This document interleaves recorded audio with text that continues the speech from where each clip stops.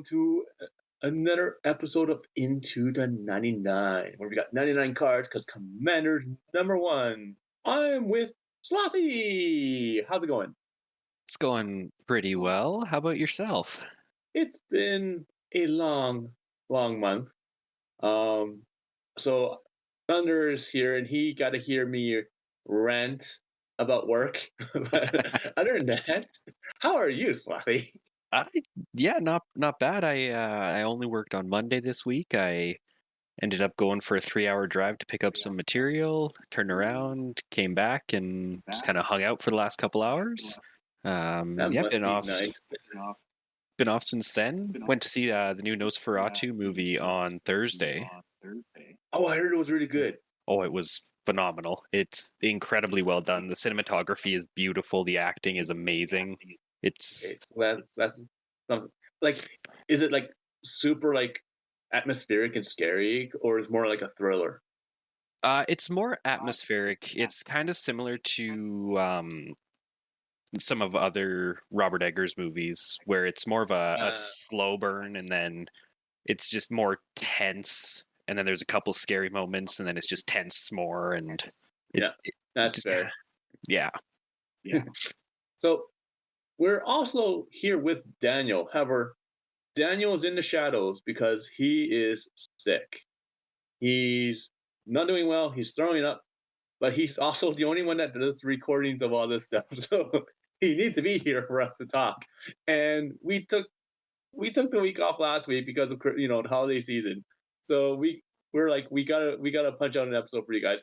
We're not gonna be like, this is gonna be a little bit shorter episode because Daniel is sick, but we do hope that he gets better soon. So, Yeah. and we will jump into the topic. But before we jump into the topic, we need to shout out to our sponsors. First one is gonna be House of Cards. If you need cards at any time, like you're gonna buy them anyways, just go to House of Cards, promo code was it IT99, get you a little small discount. And like, let's face it, okay, we're Commander players. We like to buy a lot, so and we like to buy like weird things at times. So, and that's actually going to be one of our topics for today. So House of Cards, hey, next one's gonna be AI armor. Pick up the sleeves; they're really good. So nice and fun. I have Groot here, so they're great, fantastic, nice feel to them. They're not like super slick and slippery right off the bat when you open them, like when you first use them. So it's really, really nice for that. Hmm. And yeah, they're just fantastic overall. So check them out, AI Armor. Um, On to the topic. And that topic is basically something that I like to do. Slothy, I know you do this too. You Yeah. like this kind of style as well. Daniel does as well, but he's sick, so it's just gonna be the two of us. And that is just that we want to talk about plain Jank. Now, the reason why this is a shorter episode is because there's not much to talk about with Jank. We could probably stretch it out to a full episode, like full, but it's kind of pointless because, like, one, Jank is very subjective. Something that you find janky, we might not, but it's just an expression of yourself, right? So, like, Hmm. Slothy, you have some janky decks. Like I consider your Doctor deck janky deck. Oh, 100%. Yeah. And some other people might not because they're like, oh, like it's like, you know, filled with a bunch of good cards and everything, blah, blah, blah. It's like, yeah, but he has every single doctor. He's trying to win with every single doctor, right? Hmm. That's a little bit janky. I've seen other people where their whole deck is nothing but special cards, like showcase cards, secret layers, all that stuff. And yeah, like it's mostly like good stuff because of that. But at the same time, it's still a little janky because they're stopping themselves from using certain cards, right? Hmm.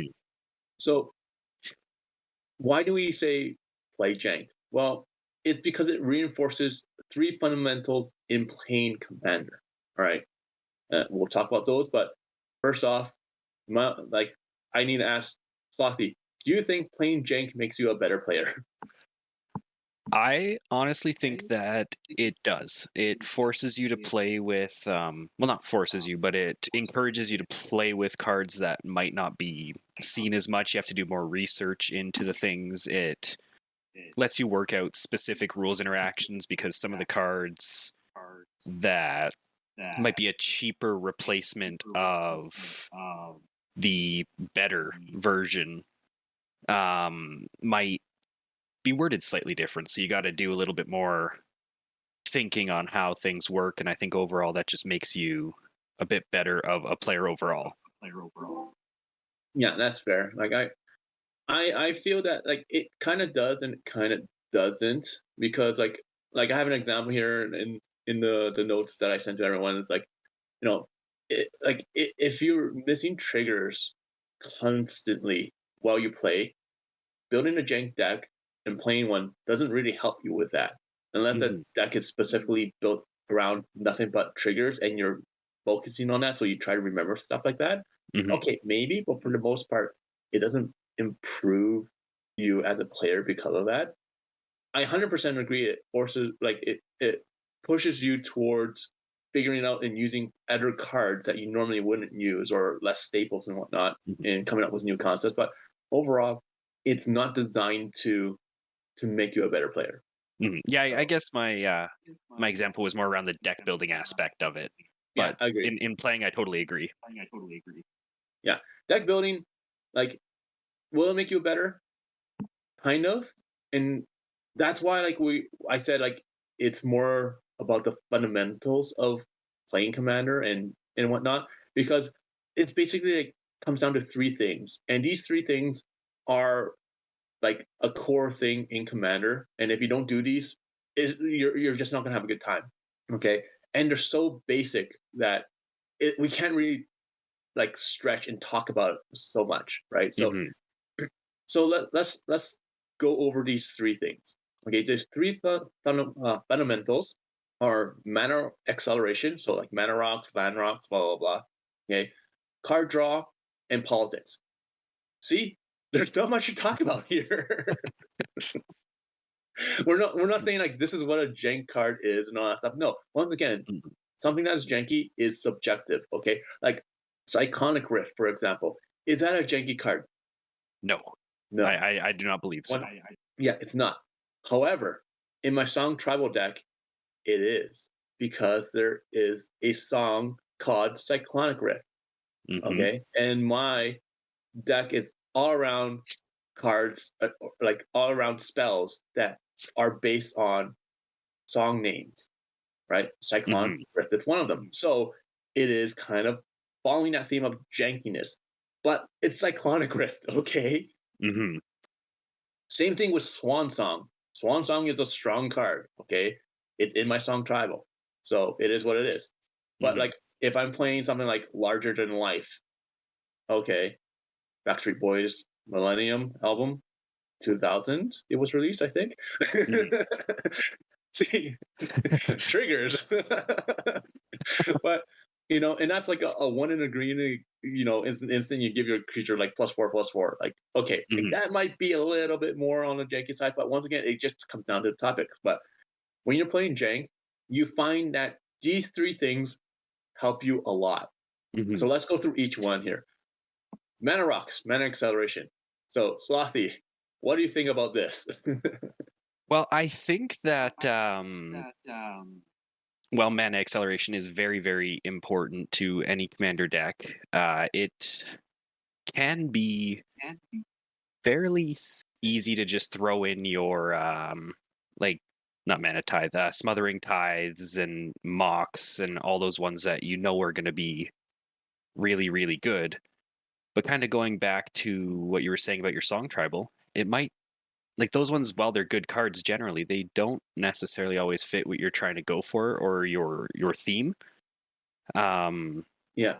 and so kind of like in that vein, what I like to do is it's not difficult. Just go over to EDH Rec or even just Googling it and just finding some like replacements for that might do what you want it to do a little bit better and for $30 to $100 cheaper. Kind of like with Smothering Tithe, you've got your monologue tax, where yes, it's a little Yeah. bit slower and clunkier, but you still get that same, well, I wouldn't say same, but you still get that acceleration. Yeah. And just That's kind of the big thing that I like to do. I've been very into building decks where every card is less than usually $1 to $2 lately. So And that's that's really still had kind me. of Sorry. no. Go ahead. I was interrupting you. Oh, um, so I've found that really helps look for the cards and the replacement effects that you're kind of getting, and kind of builds your library, if you will. Yeah. No, I agree. And like let's face it, mana acceleration is important with jank decks. And like when you build jank decks, like you said, Sloppy, like sometimes certain things just don't work out for you. So you have to be creative at what you can do Hmm. and can add. And EDH Direct is very helpful for that.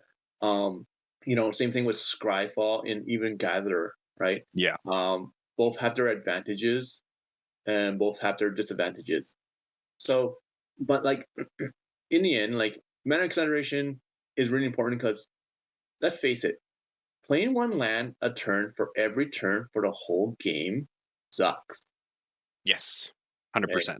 And and you learn the importance of mana rocks and like things like cultivate, far seek, stuff like that. Revisits. I know they're all green, but you learn the importance of these cards because if you're playing, once again, I'm going to go with like my experiences. Hmm. When I'm doing something like a song travel deck, it's very very difficult when you can't throw in a soul ring, an arcane signet, any Hmm. signet. Okay, like my mana acceleration things like Mind Stone. Yeah. Okay? 'Cause Mind Stone, there's something Commander like that. Sphere. I yeah, I can't put in a Commander Sphere on a Song Tribal. There's no Oh song for yeah, I that, guess that makes sense. Yeah. right? So it's like, okay, what can I put in? I can put in Sky Diamond. I can put in Fire Diamond, Hmm. right? But I can't put in like Mox Amber, Hmm. right? So so you like that's one of the fundamentals in building decks in Commander and playing in Commander is mana rocks, mana acceleration. Okay, so you learn how important this stuff is, and you try to push for that. Okay, now if that doesn't work out that well, okay, let's say you only have four like mana rocks in your deck, no problem. The second thing should help us get there as well. Okay, and that's going to be card draw. Once again, card draw is king. We always say that. Why? Because it is so important to refuel your hand. You have all these resources. You can put the pedal to the metal, but what's the point if you don't have anything to play with, Hmm. right? So, like Slothy, you're one of the few people I see that abuses card draw a lot. What? Like how do you do it? Because like you're either doing card draw or you're using resources from the graveyard.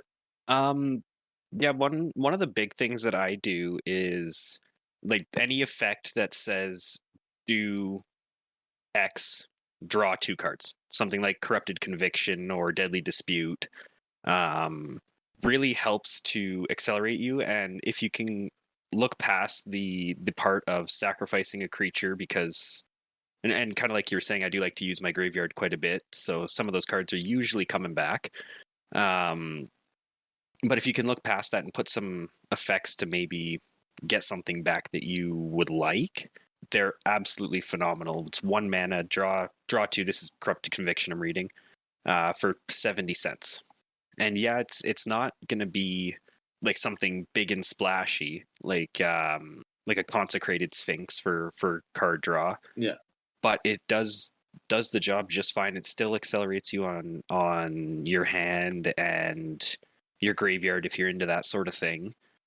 And a lot of the times, like treasures, foods, and clues are rampant in the format right now. So even just throwing in the ones that say sacrifice an artifact, there you go. that's a good point. You're getting rid of something that doesn't really matter. No, that's a really good point. Just because like treasures, foods, and clues are definitely in every single game we play now, pretty much. Hmm. He's constantly seeing them. Like, remember back in the day when we didn't have treasures? Yeah, remember when they were called gold tokens? Yeah. Oh yeah, gold tokens. Yeah, there's a reason why we don't make those anymore. Mm-hmm. Mm-hmm. But yeah, like card draw is just one of those things that, once again, in a deck that's janky and anything, it's hard to come by. And like, the moment you see that you're not refueling your hand constantly, you're having a bad time. Mm-hmm. And So sorry, go ahead. no, no, go.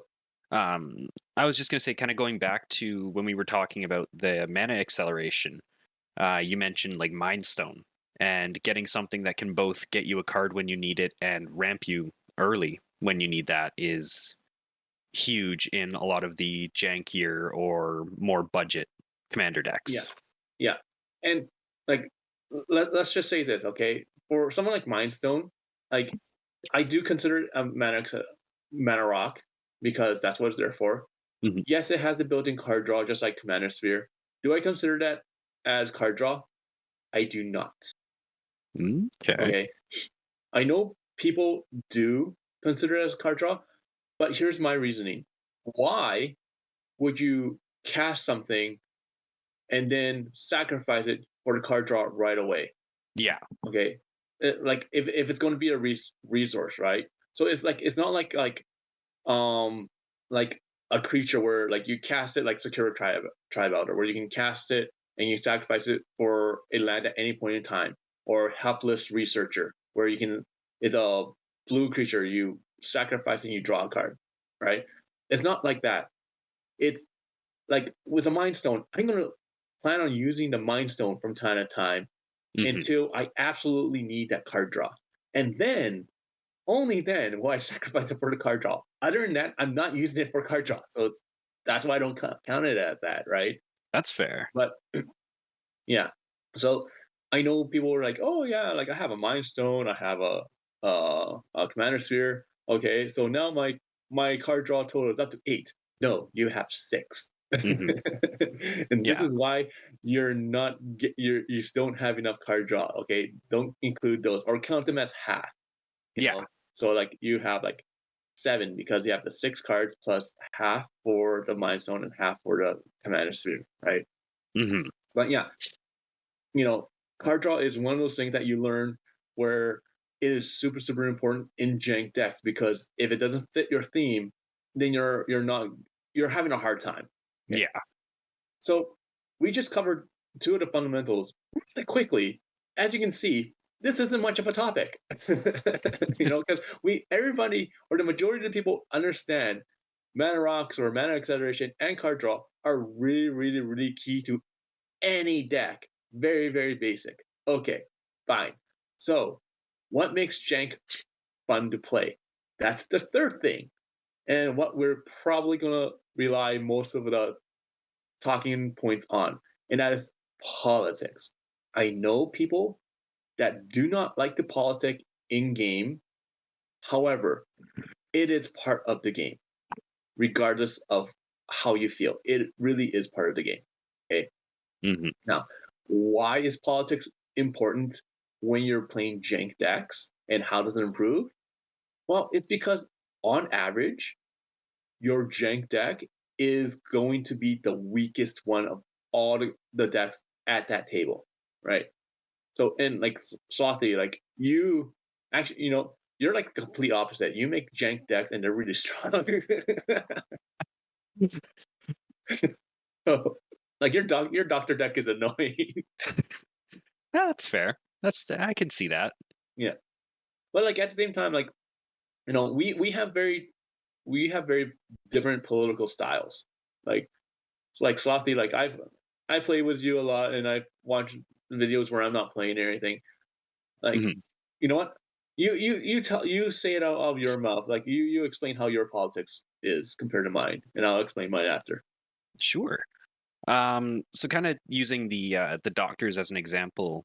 And I've mentioned this game a couple times, but back when we were at face to face in Calgary, we were playing a game. You were playing Xiao Jun. Yeah, Um, and we gotta get going. And my big political thing was really, I know as soon as Sherman starts convincing them to do stuff, they're going to do stuff. So my thing is, I got to convince them that Sherman is going to be the problem and to deal with him. Yeah, and you So guys picking up fast. how I like to kind of hang out under the radar until it's too late. Like I think in that game, I had the second Doctor out, which gives players no maximum hand size, and at the beginning of my end step, each player can draw a card. If a player does so, they can't attack me or planeswalkers or permanents I control during their next turn. And the card draw is rather enticing. So I was just able to politic them into getting free cards off me and then doing my bidding.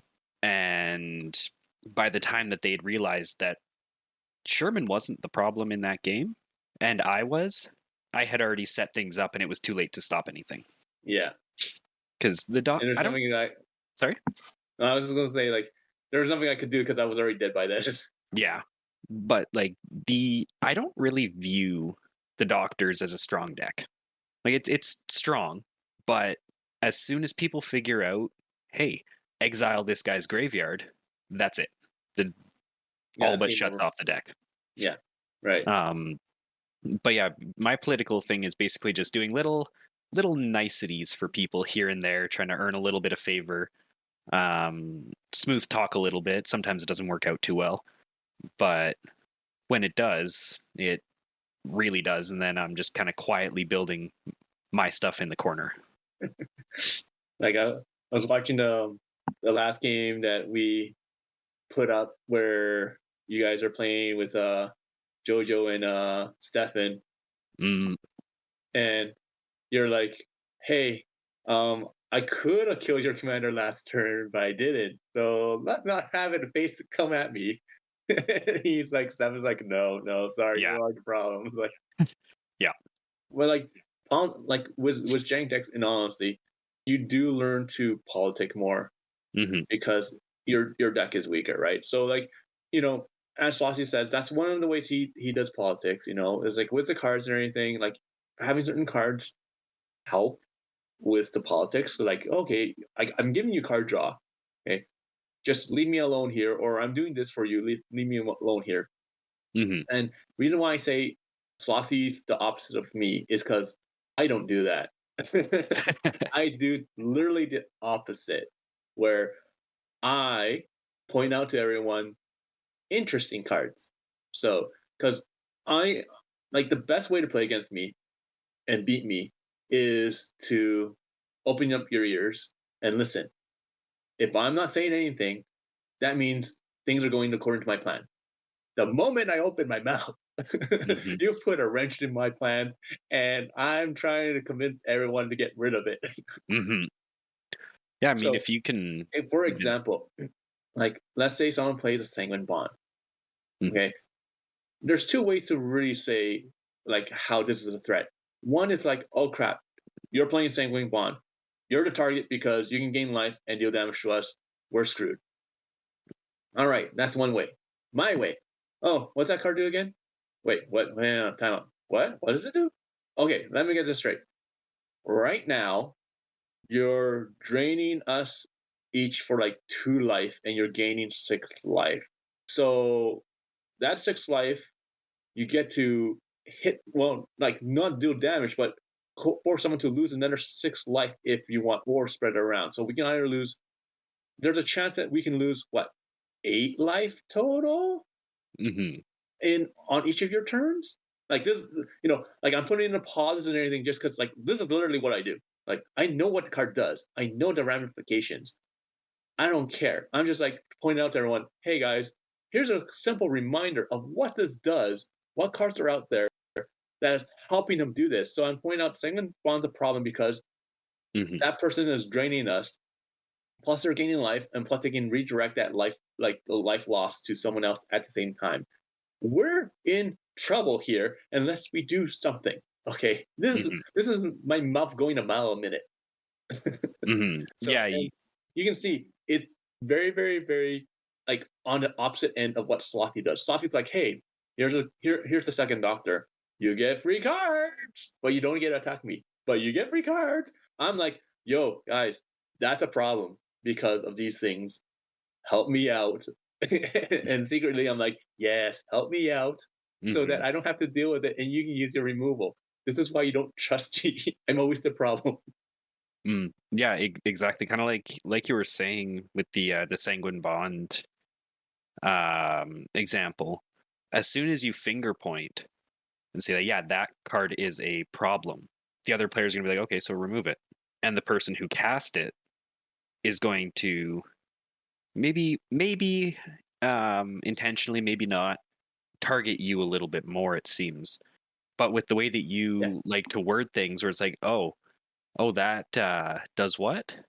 You're kind of letting everybody know that that's a problem without drawing the attention of the person who cast it or the other players, um, with it being on your radar. You're kind of just pointing everybody in the right direction to do something about it without directly yeah. telling them to do something about it. And like doing this, it is like doing it my way is risky. Is way riskier. I will say that, right? Mm-hmm. Um, so for example, like we had a game where we're at Daniel's house and Brian was playing with us and everything, and like it was like with my Galadriel, where like I targeted something on Daniel's board um and he was upset because like it was quarter of Vantress. I got rid of his quarter of Vantress, I believe. Mm-hmm. Okay. And he's like, why would you do that? Like, if you do that, I'm going to mill you every single turn, every single time. And I'm like, yeah, okay, I'm fine with that.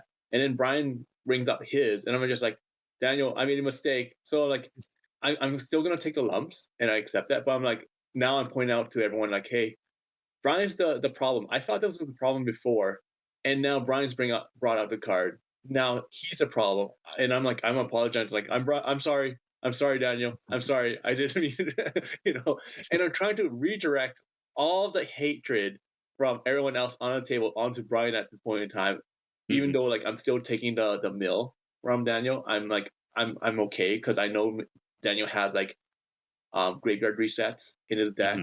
like just shuffle your graveyard back in the library. So I'm like, calculate the risk, right? And, and go from there.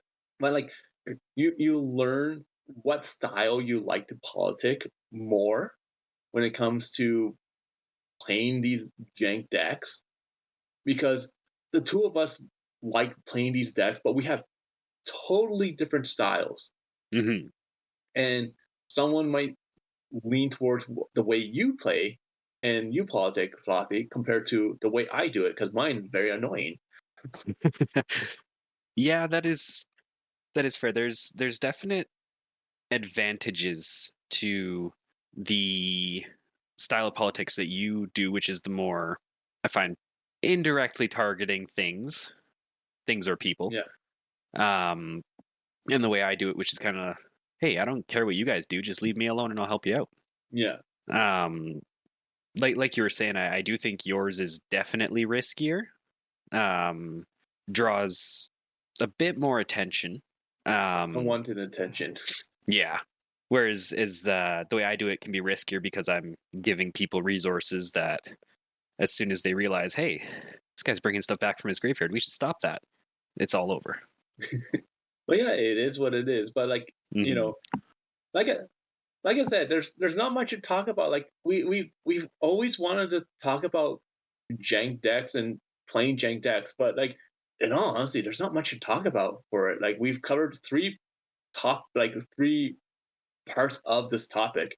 And these are things that you need to be really good at or become good at when playing jank decks and building jank decks. Hmm. But other than that, there's not much else to talk about. We can go on saying like how do you do this research and everything, but once again, it's so subjective. It's kind of pointless. Yeah. So Yeah, it's really a fairly straightforward topic. You just gotta do your looking and have yeah, have a cool just idea. spend the time. Yeah, come up with cool ideas. Spend the time, sit down. Just like building a regular deck, it's just more challenging. That's it, right? Hmm. More So challenging, but I find more rewarding a lot of the time because you can say, "Hey, I beat somebody with Craterhoof Behemoth," or um, something like that. Or you could say, "Hey, I just won a game off of convincing everybody to attack each other, and then playing Gallifrey stance and having all the doctors. Yeah. And that's the thing, okay? That's what this comes down to, is and why we kind of keep on always wanting to talk about this topic, and yet we can't really, because like it is too short, but we want to emphasize the fact that it is so much fun when you're Mhm. playing these styles of decks. Okay, you you're not like fully focused on like winning. You're just Mhm. more focused on expressing yourself and having fun. And the more you play these decks, the more you play that deck that you have, and you tweak it and you work on it and you improve it, you eventually find that you do kind of become a better builder because you know how to use resources to search up cards and everything, Mhm. what works, what doesn't. But more importantly, when you pull off those wins, those epic wins, they are so memorable and they are so much fun. You tend Mhm. not to go back to just like building like powerful decks for like $800, right? You Mhm. just don't care. No, at a So certain point, it really just kind of, especially for people who tend to build as many decks as like we do, or Dan especially.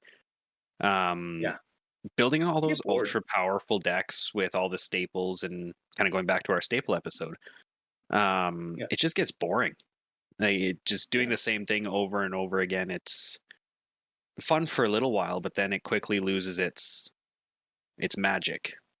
And like one yeah, of my favorite cards of all time, Strixhaven Stadium, is incredibly janky, in my opinion. And there's a decent amount of playing around you have to do to figure out how to actually play it. Like if you're intending to play it as a mana rock or as some way to quickly eliminate somebody, there's certain patterns you have to recognize.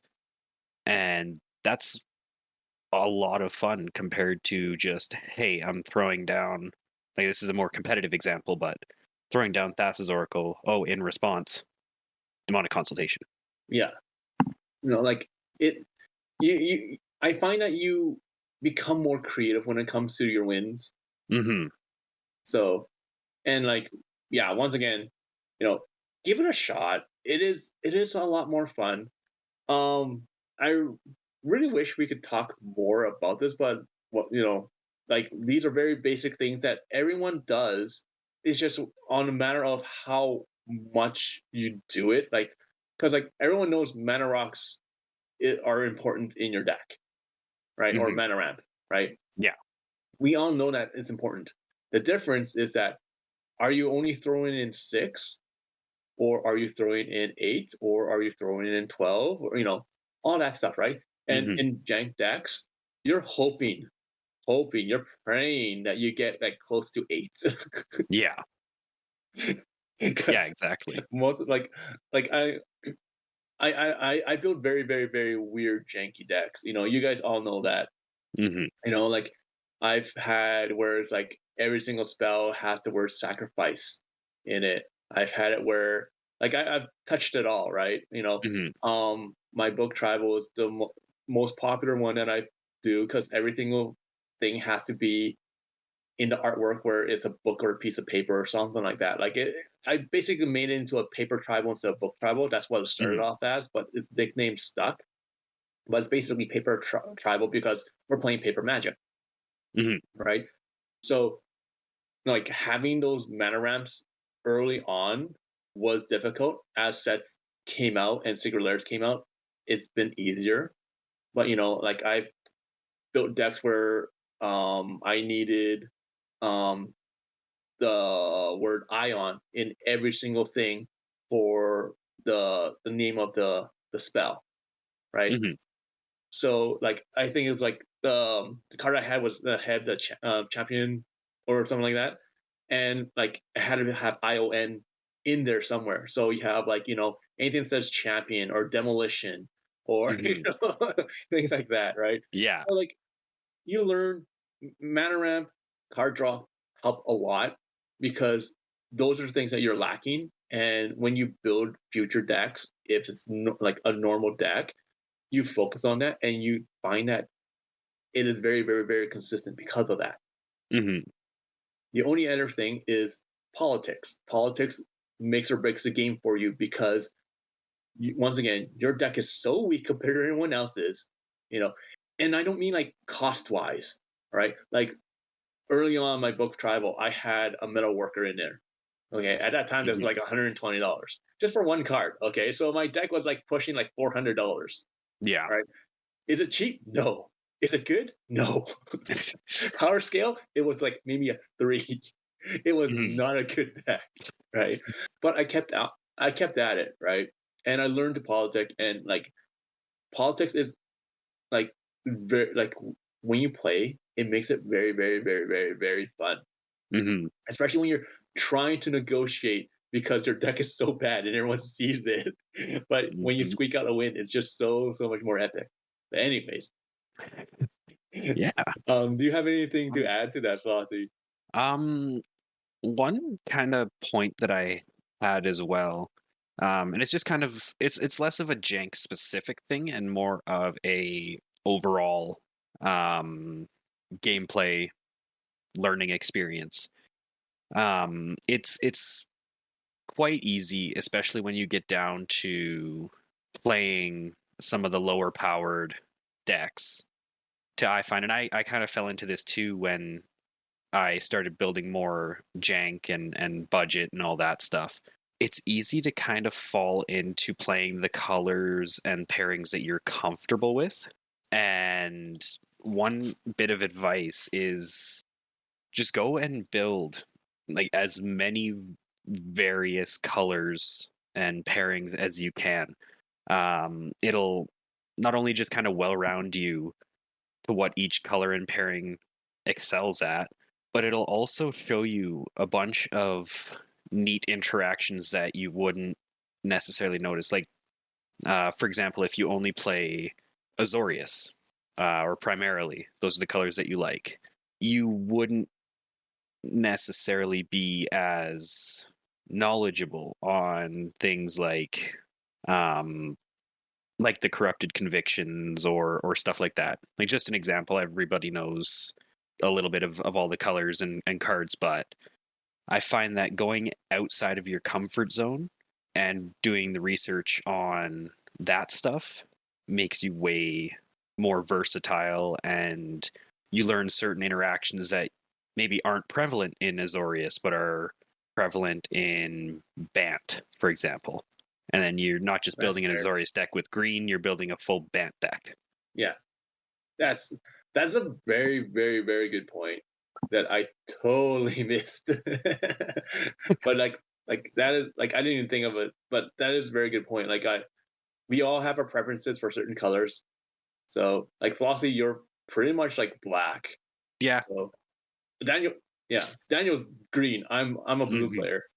Yeah, 100%. So yeah, so we tend to lean towards those colors. But yeah, like when you try building this way or playing these decks in colors that you're not used to, oh, the creativity you have to come up with sometimes. Hmm. So and like you do learn interactions that you normally wouldn't think of or whatnot, or you do learn rules. Like so like a famous one, a very, very popular one is when people are like, okay, I want to play Elish Norn, the Grand Cenobite. Okay, the one that Hmm. gives +2/+2 and -2/-2 to all your opponents, right? So you get all +2/+2. And people are like always like, what should I throw in? And they always question this combo, and that's Cormus Bell and Urborg Tomb of Yawgmoth, right? Hmm. Because they're like, Urborg, but that's a black card, isn't it? You can't put that in. It's like, no. So the card is says when it enters everything, or when it's in play, everything is a swamp. There's no color identity for it, so you can put it in. Okay, there's no swamp symbol or whatnot. It only becomes a swamp when it's in play, right? So you can put in an Urborg, and you can put it into Core Spell to destroy everything, right? This is a Hmm. very, very, very like popular thing that is brought up every single time someone talks about Alice Nord. Okay, Hmm. but people don't understand that because they're like, it's mono white, or or like blind obedience. Okay, it has extort, and people are like, oh, you can't put it in that because the reminder text shows a black and a white. You can't put that in a mono white. No, that's reminder text, right? Hmm. So you learn these little things, okay? And I know people are like, oh, come on, this is magic. You should know this stuff. You know what?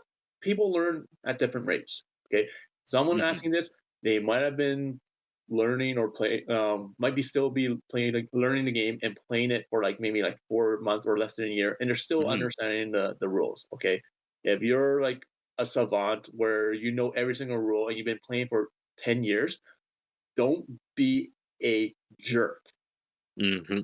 Embrace the person's questions, okay, and be thoughtful and please understand, not everyone has the knowledge that you do. No one, Hmm. everyone has the amount of time that you've had to get dedicated to the game.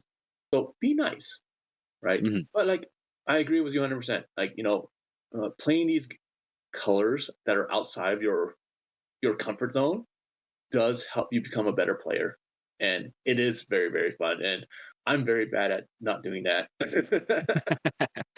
um, So yeah, you have anything yeah. else to add? Uh, no, I think that's about all. Maybe one more thing, kind of going back on your previous point. There are a ridiculous amount of rules in Magic. Yeah, So just be kind to your fellow player who, like you were saying, maybe he's only been in the game for 4 months and is trying to learn. But it's a daunting task. The rule book is over yeah, 200 pages long. yeah. Like we get things wrong constantly. You guys pointed Mhm. it out, and it's just like, okay, thanks guys, we'll remember for next time. And you know what? That is very helpful. When we do get things wrong, you guys do point it out. You know, we do appreciate it, and sometimes we get the occasional jerk comment, but 99% of the time, you guys point it out, and we're like, oh, that's how it works. Okay, cool. Thanks so much. Mhm. Like So we even greatly appreciate that. We also greatly appreciate you guys putting up with us for this whole time. This is the last episode of the year because the next episode is going to be in January. mhm. So we wish you guys all the best. And yeah, like that's the episode. We're gonna Yeah. end it off here, I guess. Yeah. Thank you guys very much for all of the very fond memories of this year. This has been an amazing year. Um and yeah, I don't know about you, but I'm looking forward to showing off some more stuff in 2025. Oh yeah, we definitely go get some more games in, or more games recorded and whatnot. So, but Daniel, if you're there, you can do me a favor and hit the button for the outro music. Is it coming? There you go. Once again, thank you for listening to all of us. And, I'm sure Daniel will say the same thing. Thanks for listening to us for this whole time and supporting us this whole year. If you want to support us more, you can go on to Patreon and just even out a little of the dollar goes a long way. It shows your support to us and whatnot. You can also go on to Spotify or YouTube or whatever device you use to listen to us. Give us a thumbs up, share, like, and subscribe. It goes a long way. It's for free when you do that. So yeah, try help us out here. Get us known and seen by more people. Need a shout out to our sponsors once again. Also cards. If you're looking for cards, go to House of Cards. Promo code IT99 gives you a small discount and helps you out. Lets you buy more cards that way. They're fantastic for that. And our other sponsor, AI Armor, one of the best sleeves in the game. So they have great designs, great deal for them. Check them out, AI Armor. And also, And now we will just let it roll for a minute. one more thing. Do let us know what your favorite Jank brew is down in the comments. Let me know what is Jank to you. That's all I've got. Thank you for listening. Yeah. Hit us up in the comments for that, and we will see you guys next year. Laters.